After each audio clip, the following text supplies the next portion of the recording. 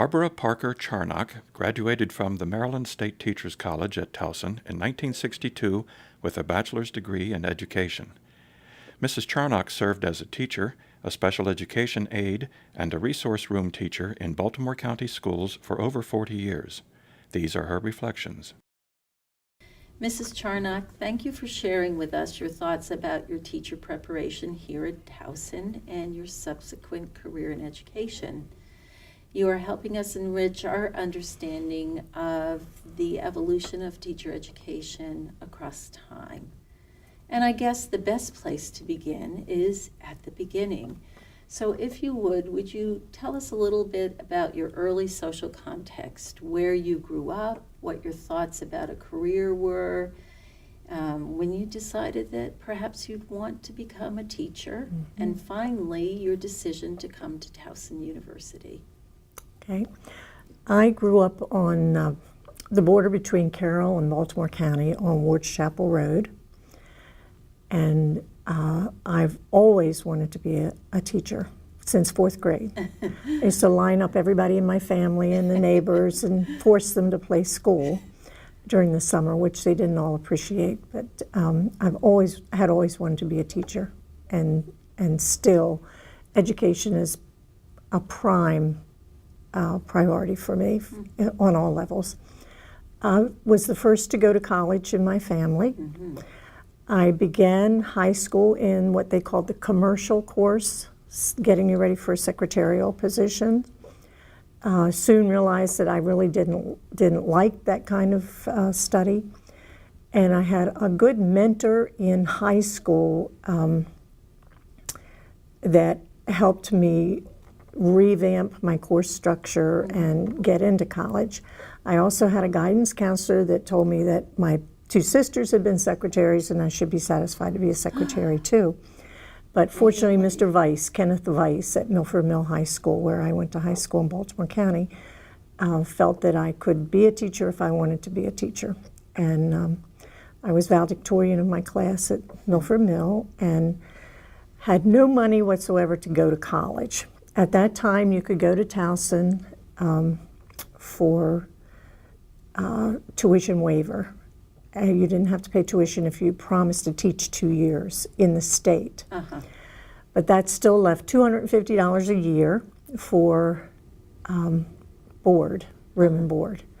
And I got that $250 through 4 scholarships, $100, $25, and $25 from the Lockhearn Women's Club, the Optimists, the Kiwanis, and people who were interested in helping students go to college. Wonderful. So, and every year every semester, I had to write to each of those organizations and tell them how I was doing and show them a list of my grades.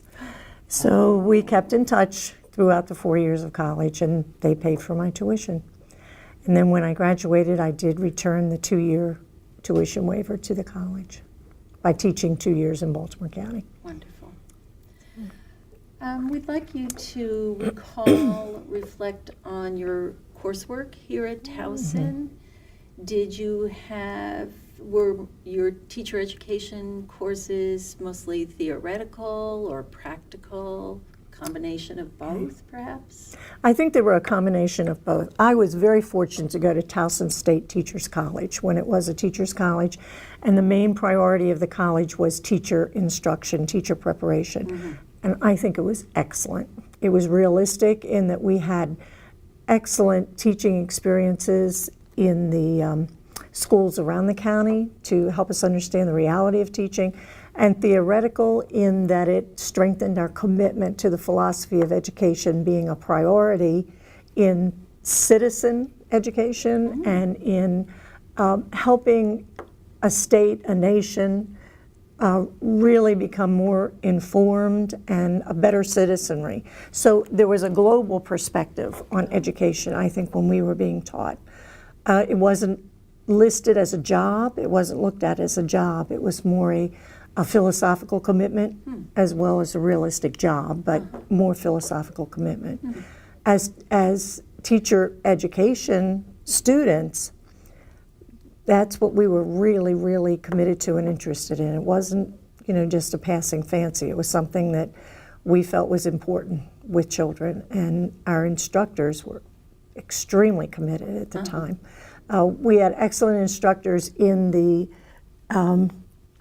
content fields, the content areas, but our instructors in education theory and practice, I think, were outstanding. I think of several that we had that were, just very, very good.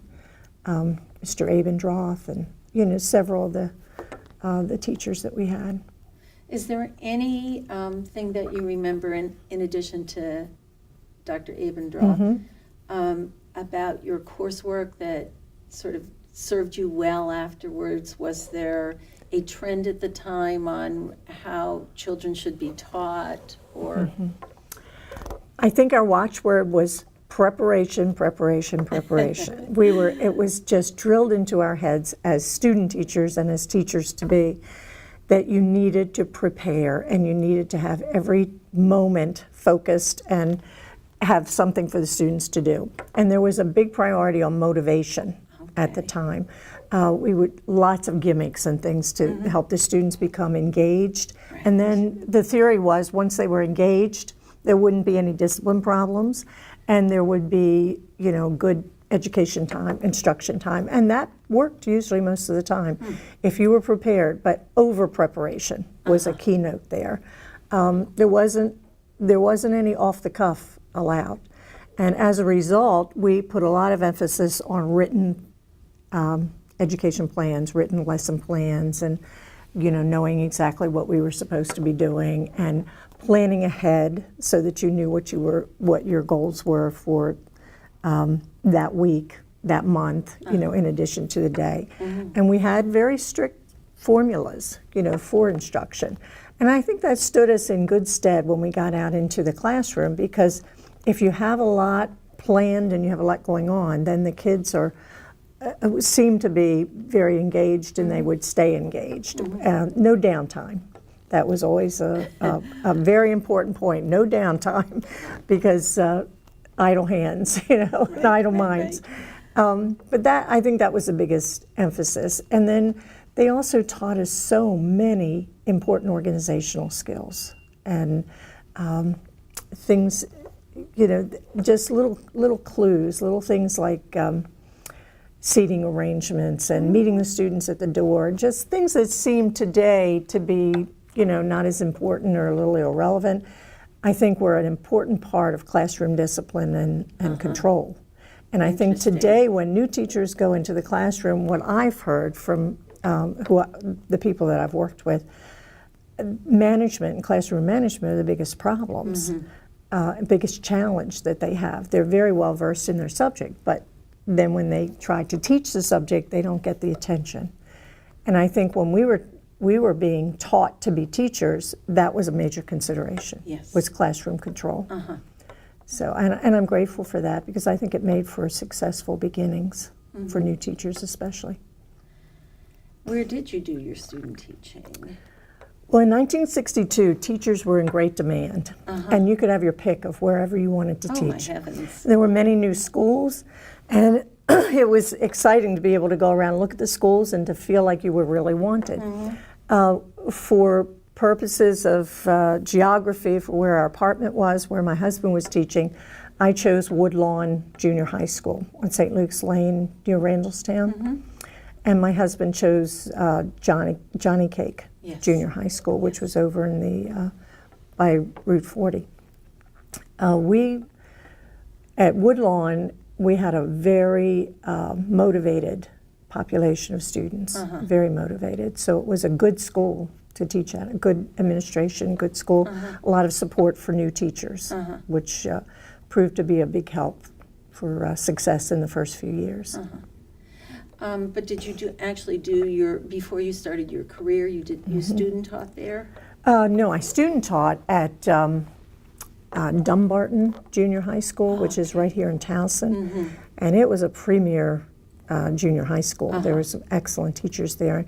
I was fortunate to teach under Mrs. Bush, who had student teachers forever, and she was a formidable teacher for both student teachers and students, but excellent in her advice and her organizational skills.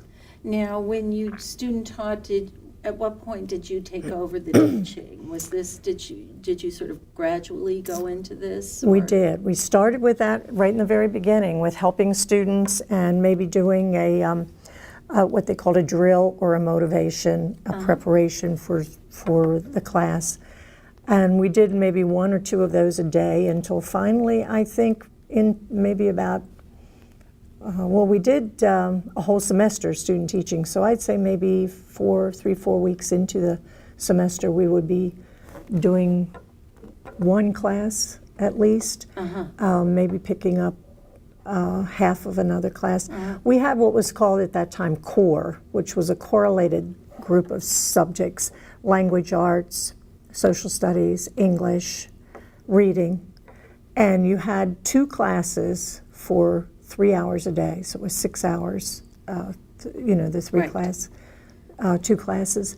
And then you could restructure the classes. If you had, say, a reading assignment that correlated to your social studies work, you could switch the 2 and work with it in a different way. So we did a lot of that, and we also did started out mainly with the language arts and the English, and then moved into the social studies. At least that's the way she structured Well, it. that was a lot of subjects Yes. to sort of be conversant Yes. in.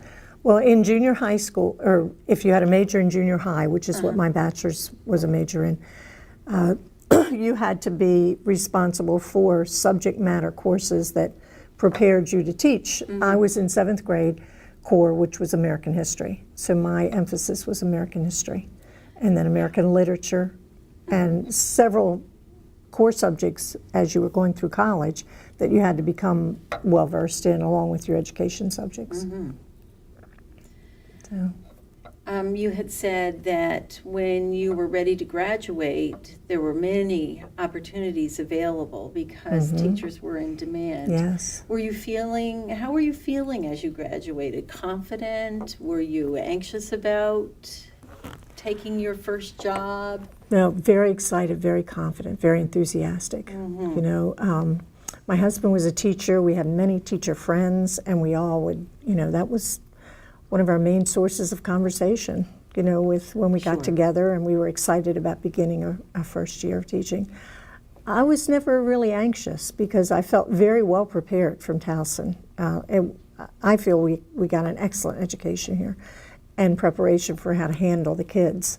That was part of that classroom management piece, which I hope is still being emphasized. I know there's an emphasis today on the content matter, but I think that teacher preparation piece is so important, so important. So, we were ready in 1962. We were ready to teach and excited about it. Yeah. So you went to Woodlawn. Woodlawn Junior High, and had 30 to 36 kids in a class. Oh, my heavens. We had very high population, high classes. Well, sure, because you were dealing with this baby boom. We were, and a big emphasis on education, especially science and math. Now, I was English social studies, but science and math was very important because we were in the Sputnik race. Well, that was 1960, I think. President Kennedy had promised that that would be front and center in terms of our focus. Yeah. So we were charged with keeping up with the Russians and everyone else around the world, and especially in math and science. So you were there for 3 years? I was there for 3 years, and then had my, of course, fulfilled my 2-year responsibility.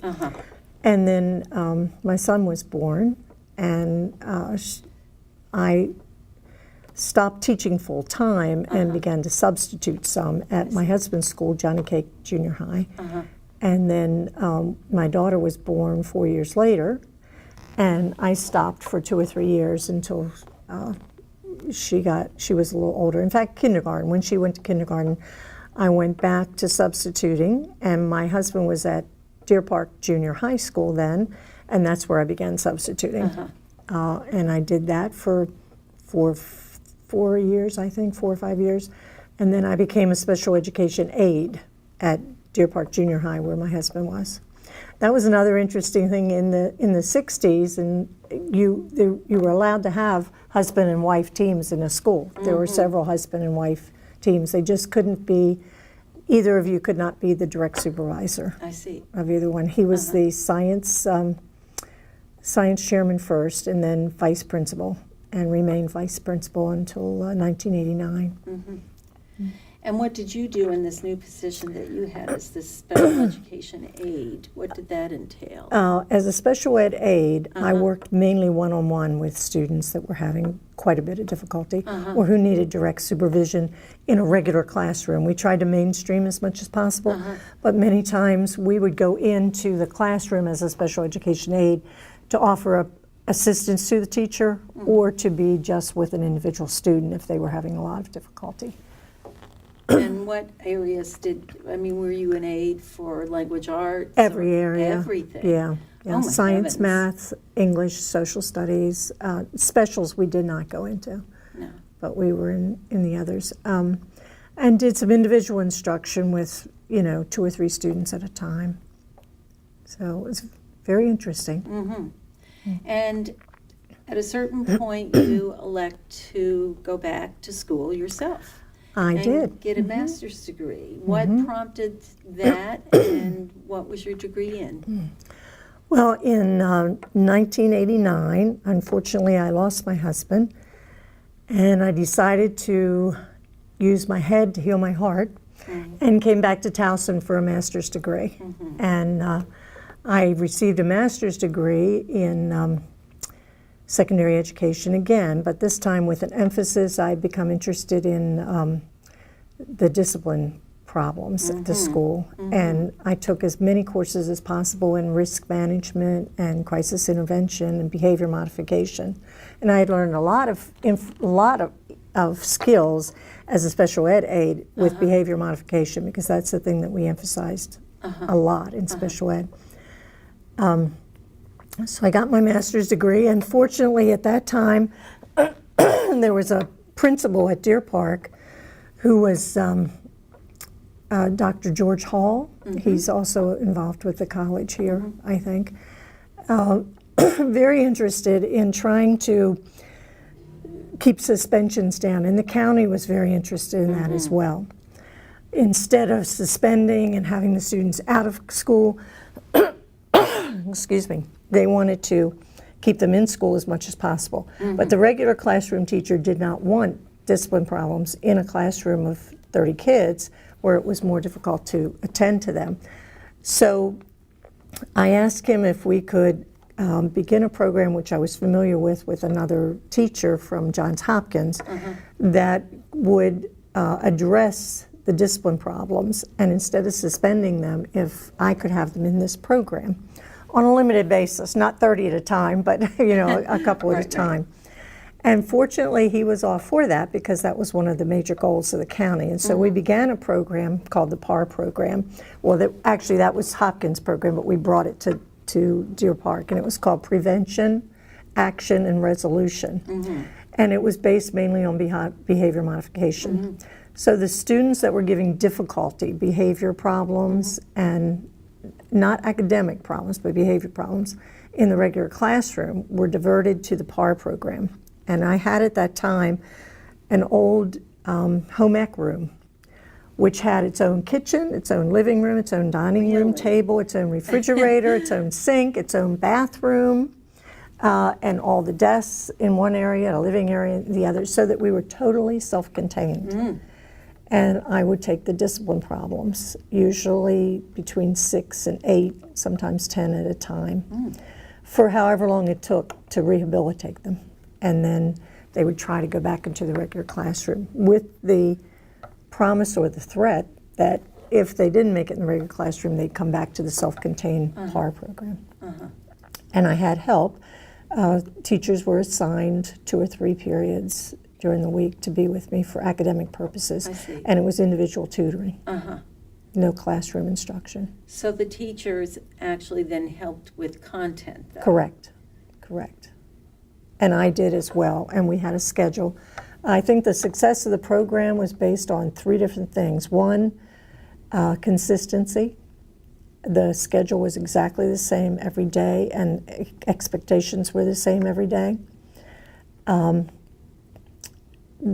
Knowing that they were comfortable and expectations were there, but that they were not going to be disciplined as such, except with more work. And the fact that it was a one-to-one basis, so there was no one around, there was no audience, there were no other students, except for the ones in there who couldn't speak, you know, at all. So I think the program really revolved around that consistency and scheduling and our individual attention, because they thrived on individual attention. Of course. And it was very successful. Hopkins has some statistics from it, and many of the students were rehabilitated and, you know, did very well. Others did not, but they were different stories. Well, of course. I mean, that's a tough audience. But I loved it. I thought it was exciting every day. You never knew what you were going to get, what you had to deal with. The intake was the most interesting part, because that's when they were at their worst, and you had to use a lot of skills. But it was very, very interesting. And how long did you do that? I did that from 1992 to 2003, when my first grandchild was born. And I retired the year my first grandchild was born in California. So I had to be able to go out there. Of course. Absolutely. So they were very rewarding years. I loved it. I loved it. Well, it sounded like it was a very effective program. Yeah. And that in itself is very rewarding. You've had an additional relationship with education, and that's through Carroll Community College. And you now serve on the board? Board of Trustees. Yes. How did that relationship develop? And tell us a little bit about it. Carroll County, Southern Carroll County, South Carroll, is very interested in education. There are many transplants from Baltimore County that moved out to South Carroll. We kind of called South Carroll, Baltimore County West or whatever, but very interested in education. When our kids were in elementary school, Freedom Elementary, a group of us got together. I guess they were in 3rd, 4th, 5th grades, and realized that there was no further additional education after high school that was affordable in Carroll County. There was Western Maryland College at the time. Which is private. It is private and prohibitive as far as cost was concerned.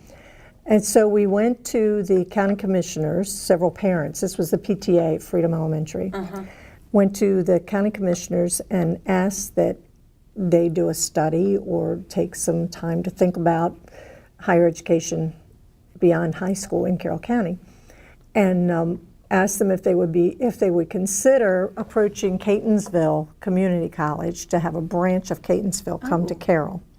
And after several years of looking at it, and finally we had a county planner that was very interested in it.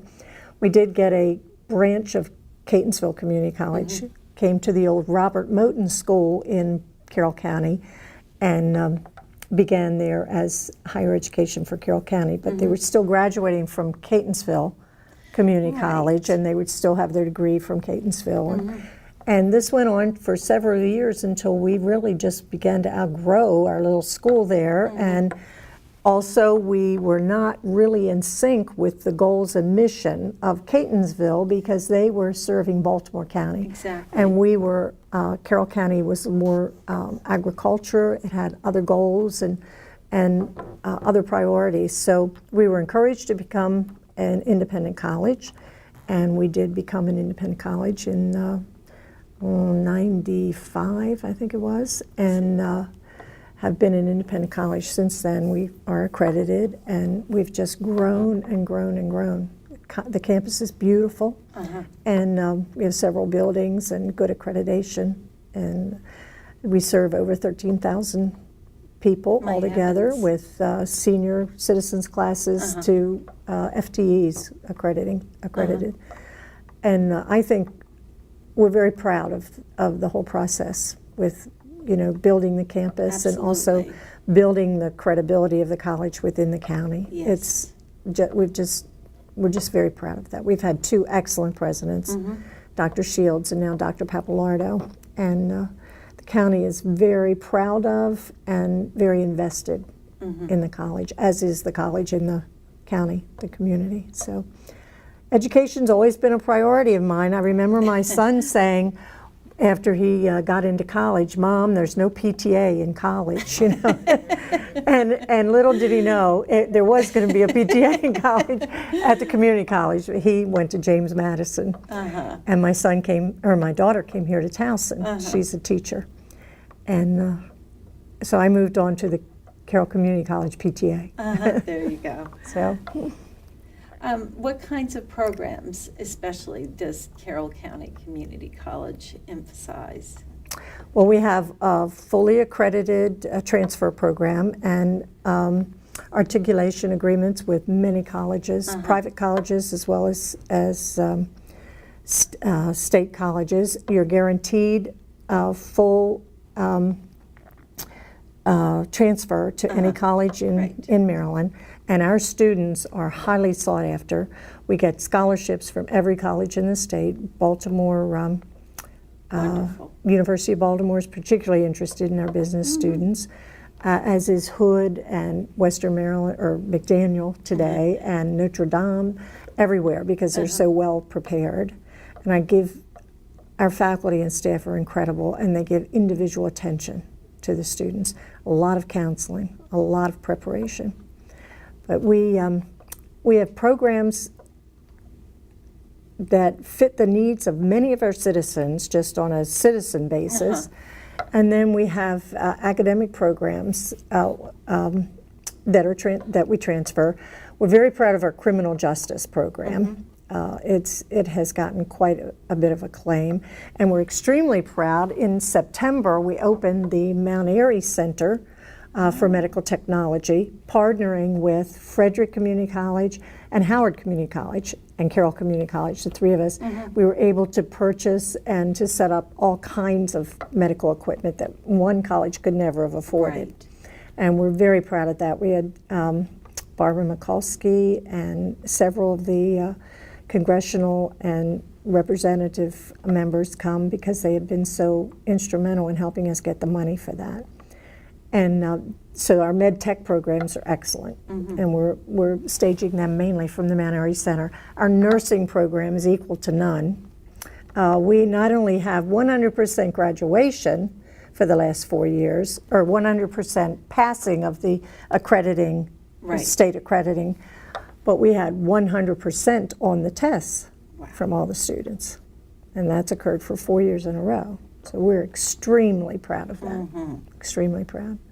And there are just so many other programs. We're emphasizing, as you would imagine, STEM, science, technology, engineering, and math, because that's the emphasis in the high schools now and in the others. So that's a big program. We just started an engineering program, pre-engineering program. We have the pre-teacher ed programs here that transfer then to Towson or wherever. So I think that the college is doing an excellent job. We're very proud as a board of trustees for what's going on. So, as you can tell, I could talk forever about Carroll Community College because it's excellent. And I felt the same way about Towson. I always have talked very highly about the excellence in teaching and teacher preparation that we had as a state teachers college. Barb, is there anything we've forgotten? I think you probably heard more than you expected. But I'm just so committed to education. I think it's the key to our future, and the community college especially, because right now the American dream is in jeopardy because of the economic crisis. And I think the community college is part of the remolding of the American dream, because students do have a chance at an education and they're not constrained by finances. We have so many scholarships. We have a wonderful foundation, as does the other 15 colleges. There are 16 community colleges in Maryland, and the others do as well. But I think that education is the key to the future. An informed citizenry and an educated citizenry can do anything and everything that is needed to get this nation back on track and to help us with the financial crises that we have now, and I think to help us with the crisis in attitude, because when you have a chance at an education, you get a global perspective, and that global perspective helps you to be more cooperative with your neighbors as well as your global neighbors, and I think that will be the key in the future for our contact with the rest of the world. We have to have an educated population, and Towson's a part of that, and our community college is a part of that. So. One last thing. Given your involvement in education over the last 50 years, what advice, what wisdom would you share with individuals who were considering a career as a teacher?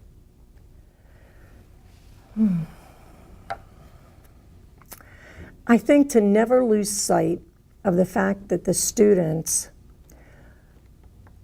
are very influenced by one-on-one attention and commitment to their education and to their well-being. I know we're placing a lot of emphasis on technology and a lot of emphasis on so many varieties of ways of educating a child, and that's good, that's important because it meets individual needs. But I don't think we should ever, as a teacher, a new teacher or any kind of a teacher, lose sight of the fact that it's a very personal, human relationship that you have when you're teaching. And that you can impart this knowledge so much better with a committed human relationship than you can with any matter of devices that there are. And the technology can be very helpful. I'm not at all against technology. But I don't think we can lose sight of the fact that this is a very personal commitment that you make as a teacher, to be committed with your students, to love them first, teach them second, and help them to progress in ways of human relationships.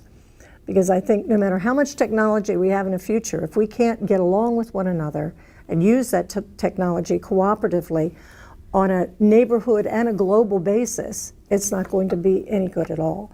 But if you have a teacher-student relationship that promotes cooperation, compassion, human relations, then I think that your teaching is going to go so much further in molding a future and a future for that child than anything that you could do with history or social studies or technology. So I think that would be the key. I would say be sure you love what you're doing, be sure you love the students that you have, and then work with them as best you can to impart what a human relationship means in learning. Is it a career that you would recommend? Oh, it's so rewarding, yes. I would highly recommend it, unless you want to get rich. And then I would not recommend it, because you're not going to get rich in money, but you're going to be so rich in experiences, and there's so much reward in teaching and in really relating to students. I don't think there's any better career, at least there wasn't for me. I've enjoyed it thoroughly. And I continue to enjoy it, teaching my grandchildren, working with the community college students, and adult learners as well. So I would highly recommend teaching. Thank you. Yeah.